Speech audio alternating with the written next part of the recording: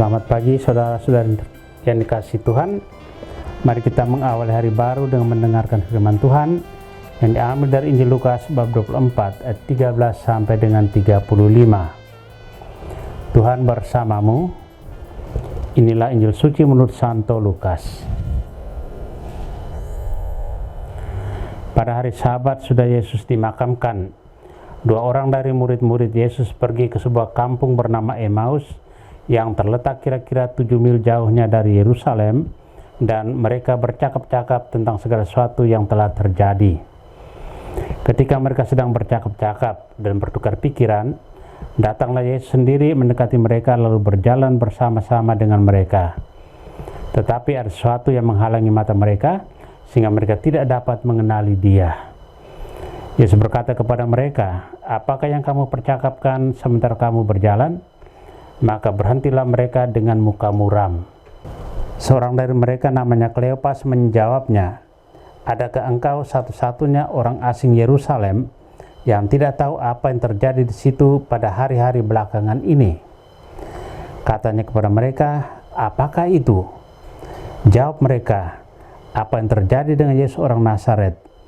Dia adalah seorang nabi yang berkuasa dalam pekerjaan dan perkataan di hadapan Allah dan di depan seluruh bangsa kami. Tetapi imam-imam kepala dan pemimpin-pemimpin kami telah menyerahkan Dia untuk dihukum mati, dan mereka telah menyalibkannya. Padahal kami dahulu mengharapkan bahwa Dialah yang datang untuk membebaskan bangsa Israel. Tetapi sementara itu telah lewat 3 hari sejak semuanya itu terjadi, dan beberapa perempuan dari kalangan kami telah mengejutkan kami. Pagi-pagi buta mereka telah pergi ke kubur dan tidak menemukan mayatnya. Lalu mereka datang dengan berita bahwa telah kelihatan kepada mereka malaikat-malaikat yang mengatakan bahwa Yesus hidup. Dan beberapa teman kami telah pergi ke kubur itu dan mendapati bahwa memang benar yang dikatakan perempuan-perempuan itu, tetapi Yesus sendiri tidak mereka lihat." Lalu Ia berkata kepada mereka, "Hai kamu orang bodoh, betapa lambannya hatimu sehingga kamu tidak percaya akan segala sesuatu yang telah dikatakan para nabi. Bukankah Mesias harus menderita semuanya itu untuk masuk ke dalam kemuliaannya?" Lalu Ia menjelaskan kepada mereka apa yang tertulis tentang Dia dalam seluruh kitab suci, mulai dari kitab-kitab Musa dan segala kitab nabi-nabi. Sementara itu mereka mendekati kampung yang mereka tuju. Ia berbuat seolah-olah hendak meneruskan perjalanannya. Tetapi mereka mendesaknya dengan sangat, "Tinggallah bersama-sama dengan kami, sebab hari telah menjelang malam dan matahari hampir terbenam." Lalu masuklah Ia untuk tinggal bersama-sama dengan mereka. Waktu duduk makan dengan mereka, Ia mengambil roti, mengucap berkat, lalu memecah-mecahkan roti itu dan memberikannya kepada mereka. Ketika itu terbukalah mata mereka, dan mereka pun mengenali Dia, tetapi Yesus lenyap dari tengah-tengah mereka.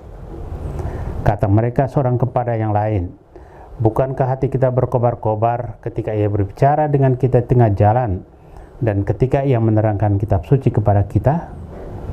Lalu bangunlah mereka dan langsung kembali ke Yerusalem. Di situ mereka mendapati ke-11 murid. Mereka sedang berkumpul bersama teman-teman mereka. Kata mereka kepada kedua murid itu, "Sungguh Tuhan telah bangkit dan telah menampakkan diri kepada Simon." Lalu kedua orang itu pun menceritakan apa yang terjadi di tengah jalan dan bagaimana mereka mengenal Yesus pada waktu Ia memecah-mecahkan roti. Demikianlah sabda Tuhan. Saudara-saudari yang dikasihi Kristus, tema yang akan kita renungkan hari ini, hati yang berkobar-kobar. Beberapa kejadian dalam Injil menceritakan kalau para murid tidak mampu mengenali Yesus. Maria Magdalena tidak mengenalinya ketika tahu tubuh Yesus sudah tidak ada dalam makam.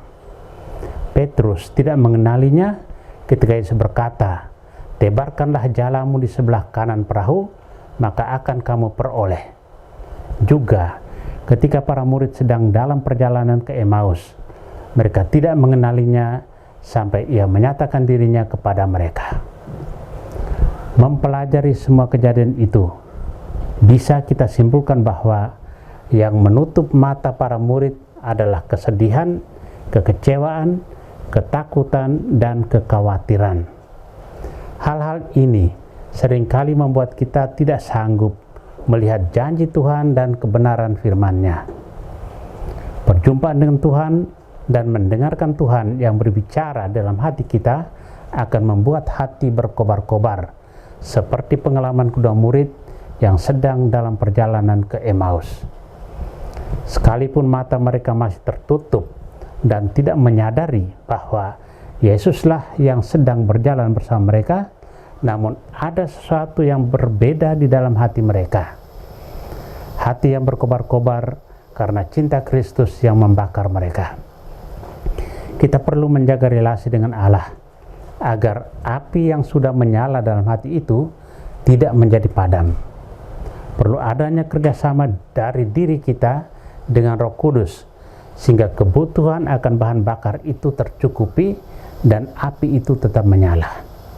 Karena itu, kita harus bertekun dalam doa, membaca dan melakukan firman-Nya, serta memohon ampun bila kita melakukan kesalahan. Dengan demikian, api yang ada dalam hati kita tetap menyala, sehingga kita selalu bersemangat untuk mewartakan cinta kasih serta melayaninya. Saudara-saudari terkasih, setelah mengalami perjumpaan dengan Yesus, para murid mengalami kebangunan rohani baru. Demikian juga dengan para murid Emmaus. Ketika Yesus mengajarkan kitab para nabi dan apa yang tertulis tentang dirinya, termasuk ketika memecah-mecahkan roti. Saat itulah penutup mata mereka disingkirkan dan mereka dapat melihat Yesus dan kebenarannya. Penting bagi kita untuk membaca firman Tuhan dan mengikuti perayaan Ekaristi agar mata kita tetap dapat melihat Yesus dan mengenali kebenaran akan janji-janjinya. Karena selama kita masih mengembara di muka bumi ini, hal-hal di atas dapat menutup mata rohani kita untuk melihat terang sejati itu. Amin. Marilah kita berdoa. Tuhan, pagi ini kembali kami naikkan syukur dan permohonan. Terima kasih sudah menjaga kami saat tidur maupun bangun. Terima kasih untuk udara sejuk dan segar pagi ini. Bukalah mata hati kami di awal hari ini. Mampukan kami memandang kemurahan dan karya-Mu, serta memuji dan memuliakan-Mu melalui pekerjaan dan pelayanan kami hari ini. Bimbinglah kami selalu untuk menyadari kesalahan kami dan bertobat, sehingga kami sungguh rendah hati, mau membuka hati dan siap menerima rahmat-Mu yang akan tinggal dalam hati kami. Kristus terang dunia, berkatilah keluarga-keluarga kami. Jadikanlah kami alat kasih-Mu, dan pantaskanlah kami menjadi hamba-Mu yang setia. Amin. Tuhan bersamamu. Semoga kita sekalian, orang-orang yang terkasih dan doakan, seluruh aktivitas kita hari ini dilindungi, dibimbing, dan diberkati oleh Allah yang Maha Kuasa, Bapa dan Putra dan Roh Kudus. Amin.